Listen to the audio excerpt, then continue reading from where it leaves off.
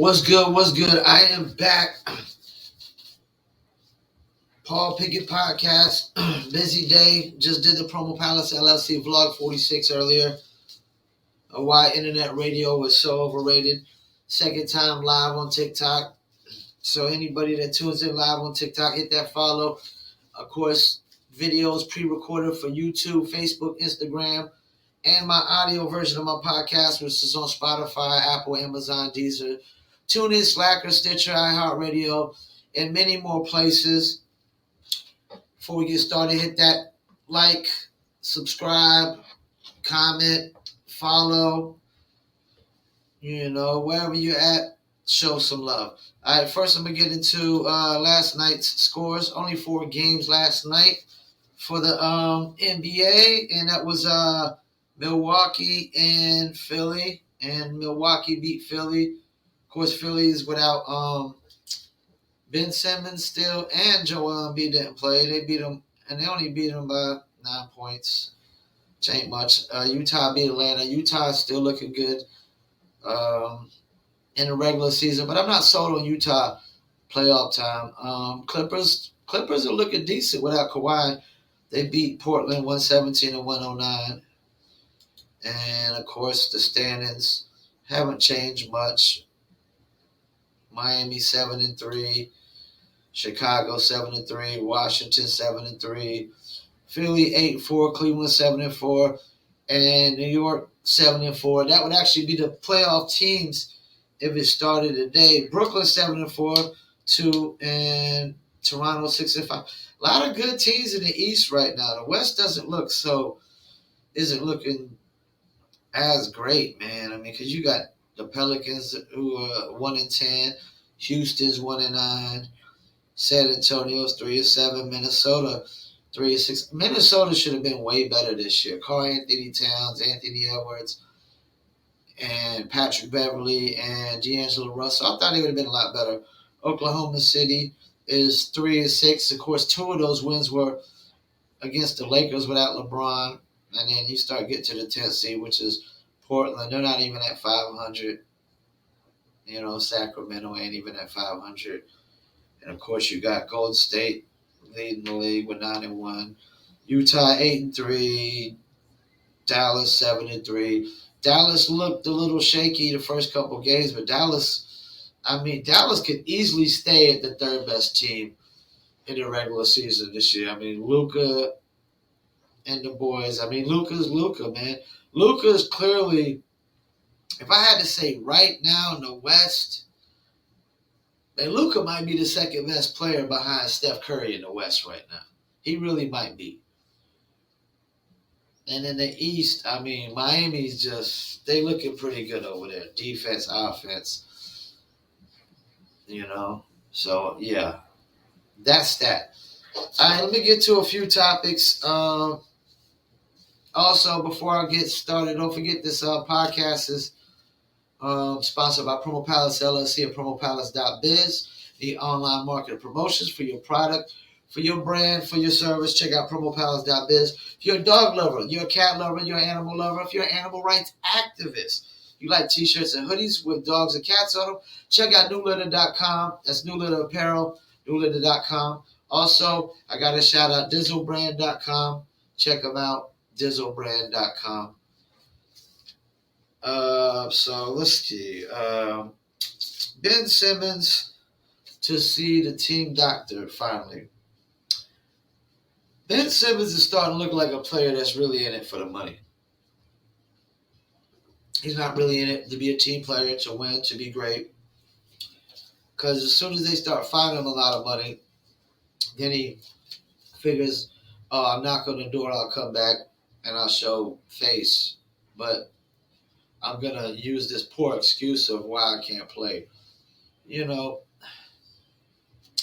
I'm like the dude I seen on Flagrant 2 the other day with Andrew Schultz. I don't got empathy for mental health in sports. Like, I really don't. You know what I'm saying? I mean, I just don't. Athletes make a ton of money. You act like, they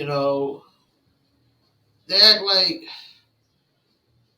they didn't have to, mentally go through a journey to get to the pros, and now you get to the pros and you're such mentally weak. Ben Simmons is used. It's all excuses. It's all part of the plan. Him and his team sat down. They come up with this plan. Since the Sixers start finding him again, he's like, oh, now I'll go to the team doctor. You know what I'm saying? But ain't nothing wrong with him. The only problem with Ben Simmons is he can't face the Philly fans. So people that's sitting there using this as a crutch, like, oh, I feel sorry for Ben Simmons. He has a mental health issue. Yeah, he can't face the Philly fans when they start pouring it on him because, he didn't show up. He failed.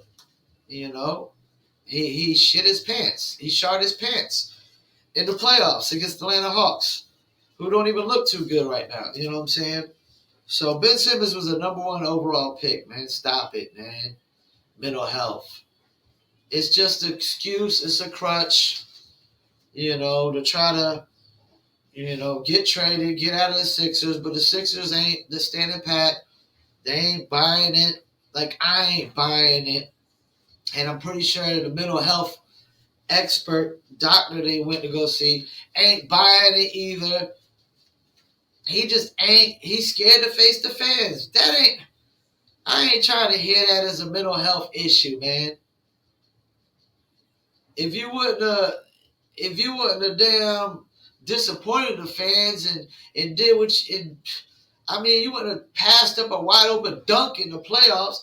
If you'd have been not been so scared to shoot the ball or go to the basket because you're scared to get fouled, then the fans wouldn't be on you. And that's part of sports. If you don't want fans booing you, then guess what? Don't play professional sports, man. Mental health issues, man. You know what I think about Ben Simmons saying he got mental health issues? It's lies. It's all horse shit. It's bogus. It's make-believe fairy tales, made up imaginary BS that him and Clutch Sports came up with to try to maneuver the trade. That's all. Alright, let me get into this Joker suspended and Markieff Morris gets fined. If you're a basketball fan, you already seen the footage. Markieff Morris took a dirty shot, and Jokic retaliated. See, this is the double standard of society, politics, sports. There's a thing called an eye for an eye. You fight fire with fire. You hit me with a dirty shot, I hit you with a dirty shot. That's how it works. It's called retaliation.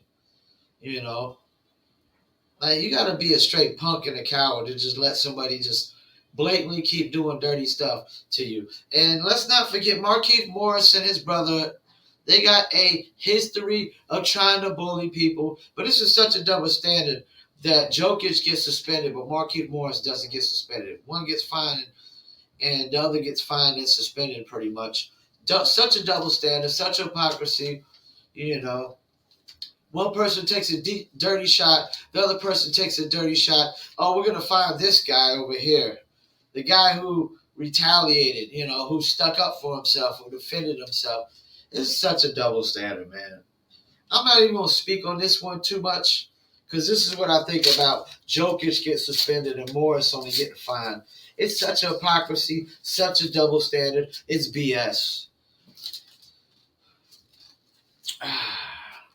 All right, let me talk about this real quick. It ain't going to be a long little topic because this last little topic I'm going to get into deserves a little bit of talk time. But JJ Reddick on First Take is going to be phenomenal on First Take. And let me tell you, as a North Carolina Tar Heel fan, it almost hurts me to have to say that a Duke player like JJ Reddick is going to be phenomenal on First Take. And actually, JJ Reddick is one of the only NBA players that I actually grew to like that came out of Duke. Like, I used to like Kyrie when he was with the Cavs and LeBron until we started to see, like, he was selfish.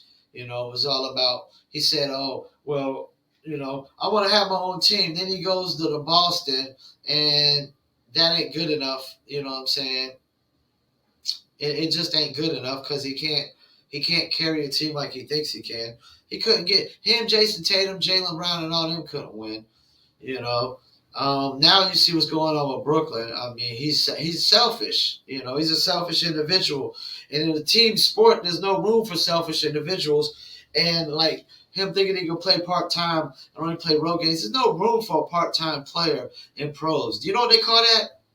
Bench players. They call that a bench player. That's what a part-time player in the pros is. They call that a bench player.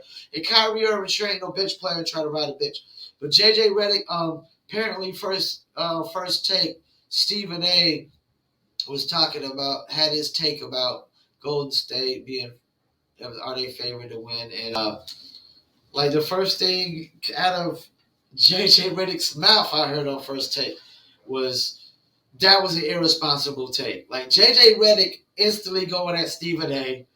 Sounds so much more eloquent than Max Kellerman sitting over there ranting. Max Kellerman just start ranting about a bunch of emotional stuff. Don't really think about what he's saying before he says it. He just says it. You know what I'm saying? But JJ Reddick is going to be great for first take. I'm glad that he's getting into. I figured it was going to go that route because he got the podcast, so he's getting into sports broadcasting and debating. And him on first take is going to be great, man. It really is. And to be honest with you, if you had to pick somebody, like, cause I know these sports debate shows, I noticed the theme is it's like a black-white theme going on. Maybe because Skip Bayless first brought in Stephen A. And then after that, they replaced her with Max Kellerman. And even when Skip goes to Fox, he gets Shannon Sharp. You know what I'm saying? Even Around the Horn, and it used to be like that, if I'm not mistaken, on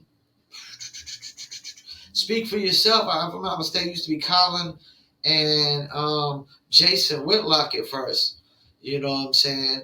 So, yeah, if they do want to keep the black-white theme going on, like JJ Reddick would be great for just a permanent debate person. Because the thing is with Stephen A. Smith now first take, what I realize is, and I know why he got Max Kellerman off of first take, because Stephen A. Smith just loved hearing himself talk. He just loved hearing himself talk, And the more I do my podcast, I mean, I can't say much about that. I can't really say much about that. The more and more I get into my podcast and get into the swing of things, it becomes easier. You get used to hearing yourself talk, you know what I'm saying? And, that's really why he got Max off, because he takes up all the talk time now. He just takes up all the talk time. It's his show, and his sidekick Molly and everybody else is just guests. You know what I'm saying, as far as he's concerned. So he just loves hearing him talk, self-talk, and that's all it was. He just want to hear himself talk more and more and more and more. But JJ Reddick's going to be great. Steph Curry. Steph Curry is clearly, without a doubt, MVP of the season right now. I know we're only 10 games in, and I'm not sold on Golden State being the favorites playoff time. I don't know that it'll beat Utah or Denver, because Denver will probably get Jamal Murray back, or Phoenix. I don't know that it'll beat Phoenix come playoff time. I just don't know that yet. We still got to see what Clay is. I'm not really sold on their pick for last year. I can't even remember his name right now. Because he's I'm not sold on him. I'm not sold on what is it? What's his name? Let me pull up. That's the thing. I mean, he does it. I forgot his name. I'm just not sold on him. That's how much I'm not sold on him because he's James Wiseman. I'm not sold on him because he's not. I mean, Evan Mobley looks better than him. Evan Mobley is like the number one. Every year there's only like one big man that's really the big man. I mean, you had DeAndre Ayton a few years ago, and he looks pretty legit, but James Wiseman doesn't look nowhere near like he's going to be a DeAndre Ayton. Then Evan Mobley, I mean, definitely looks way better than James Wiseman. I'm just not sold. Steph Curry is definitely MVP. Steph Curry changed the game. Steph Curry is one of the most influential basketball players and athletes in my lifetime. If I had to, let me grab my Coca-Cola and sit back and think about this for a second. Let me think about this. In my lifetime, I mean, it's been like Bill Russell, well, not my lifetime because I wasn't around Bill Russell, but in my lifetime, if I had to think about all the basketball players that had an impact in their era, you got Bill Russell, Wilt Chamberlain, I mean, Bird, Magic, Jordan, maybe Kobe, Shaq, LeBron, Steph Curry, man. Like what? Kevin Durant is super great, man. But something about Kevin Durant tells me he's not influential as Steph Curry. He didn't change the game like Steph. All due respect, he went to Steph Curry's team to win a championship. Steph Curry had a ring before Durant. Back-to-back MVPs, which Durant never did. I mean, Steph Curry, who, yeah, he was born in Akron, but ask him what he claims. It's like everybody in New York trying to claim Jordan. Ask Jordan what he claims. Did you see Jordan buy a New York team? Hell no. And he didn't. He played for Chicago. He bought the Hornets for a reason because his home is North Carolina, and so is Steph Curry, man. He's a North Carolinian, man. You know, and we're very proud that North Carolina's put out two of the probably top 10 most influential basketball players of all time. Steph Curry wins one more, he definitely got to go down as top 10 all time. He wins one more ring, he's got to go top 10. One more without Durant, it's top 10 all time. I mean, Steph Curry's phenomenal. Greatest shooter of all time. Greatest shooter of all time. Taught how to shoot by one of the greatest shooters of all time, his dad, Del Curry. I mean, his dad, Del Curry, had one of the quickest releases ever.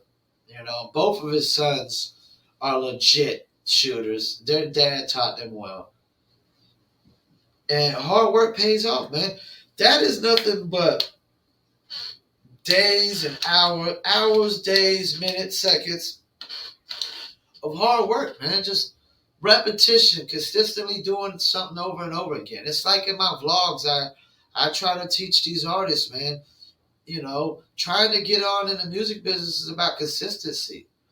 You know, you got to consistently, you know, stay promoting, stay working, and consistently put out good stuff, you know. But yeah, Steph Curry is clearly MVP. I don't know if anybody stands a chance right now. But I had to say the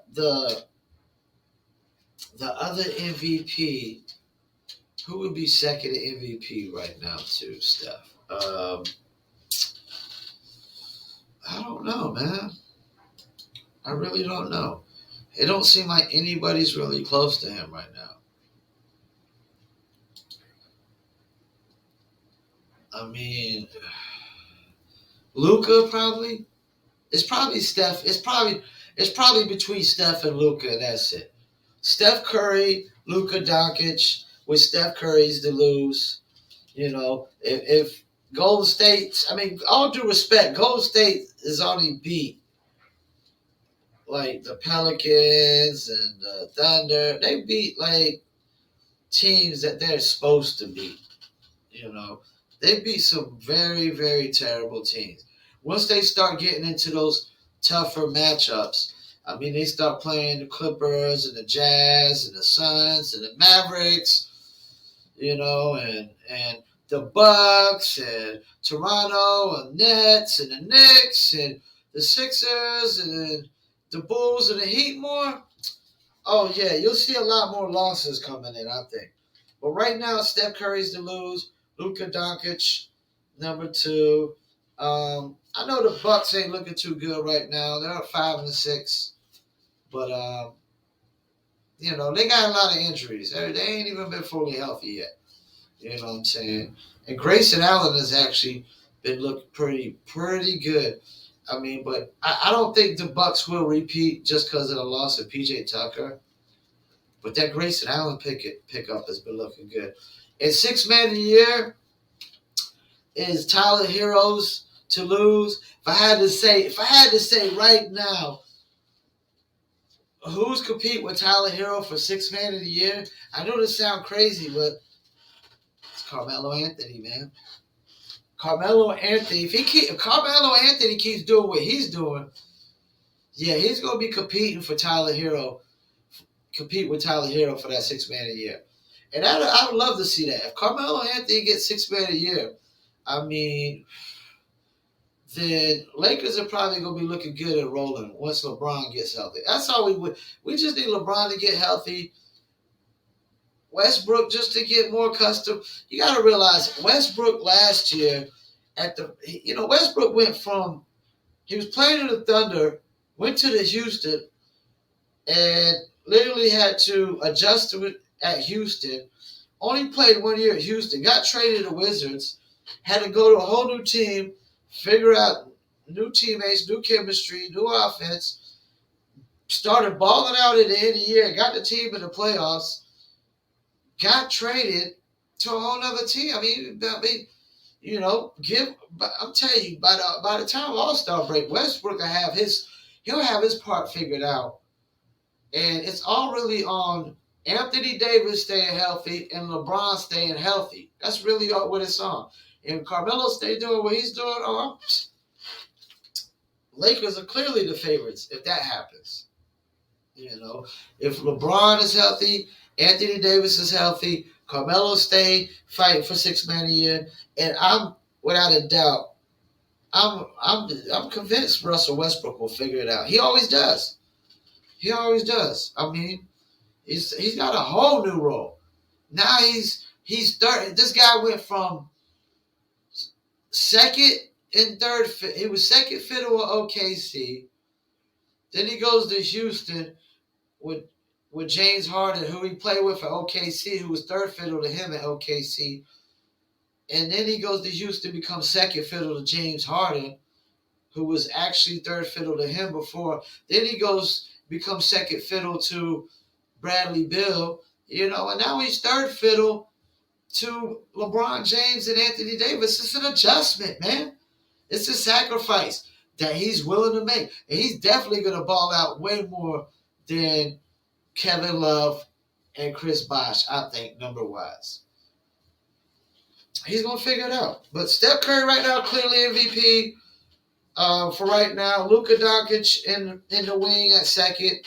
Steph Curry's to lose, depending on, they start losing a lot of games. And Tyler Hero, sixth man of the year right now with Carmelo Anthony.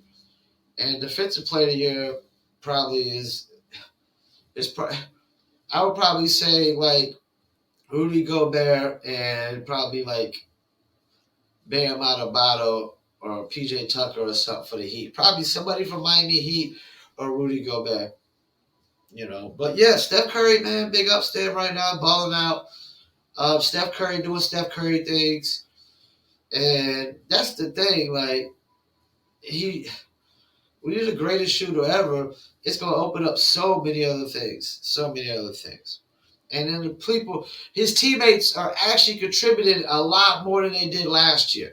We get a lot more like Jordan Poole and all these other dudes. A lot more out of them. Well, I want to thank y'all for tuning in. Tomorrow we're going to do another vlog on the Promo Palace LLC vlog, which will be vlog 47. Be on the lookout for that. And I'll be live on TikTok, of course, again. And that'll be titled Curators versus Influencers. And, of course, all my people watching on TikTok, live on TikTok, influencers will win that fight. Influencers win the fight over curators any day of the week.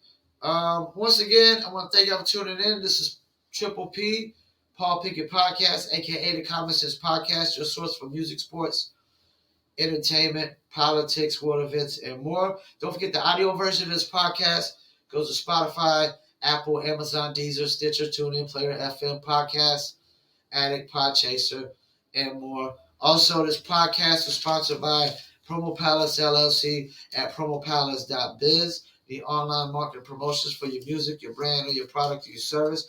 Check out promopalace.biz. If you're a dog lover, cat lover, animal rights activist, you like t-shirts, hoodies, even sneakers with dogs and cats on them, check out New Litter Apparel at newlitter.com. We also got apparel for your dogs to wear, like dog bandanas, and hopefully we got cat apparel coming soon.